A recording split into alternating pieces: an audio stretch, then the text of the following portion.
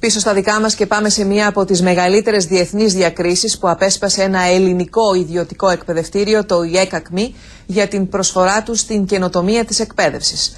Το ΙΕΚΑΚΜΗ, που έχει αποσπάσει και το αριστείο κοινωνικής ευθύνης, έχει ανακηρυχθεί ως ένα από τα 7 καλύτερα εκπαιδευτήρια της Ευρώπης.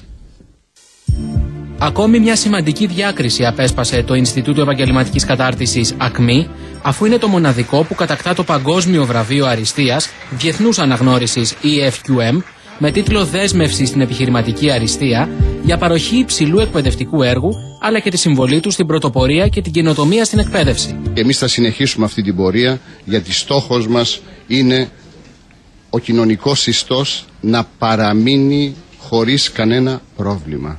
Την εκδήλωση χαιρέτησαν με την παρουσία τους σημαντικές προσωπικότητες της εκπαιδευτικής και επιχειρηματικής κοινότητας. Είστε το μοναδικό ΙΕΚ που έχει πάρει την πιστοποίηση αυτή, το πρώτο ΙΕΚ στην Ελλάδα.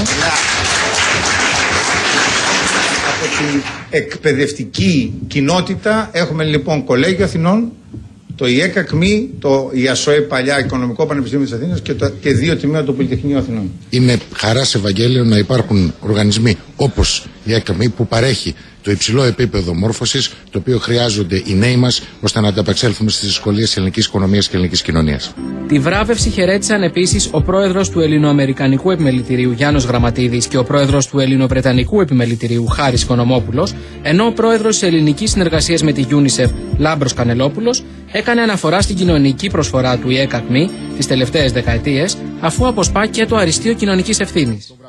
Το ΙΕΚΑΚΜΗ, που έχει ανακηρυχθεί ως ένα από τα 7 καλύτερα εκπαιδευτήρια της Ευρώπης, διεκδικεί πλέον και το Ευρωπαϊκό Βραβείο Αριστείας, αυτή τη φορά κατευθείαν στις Βρυξέλλες.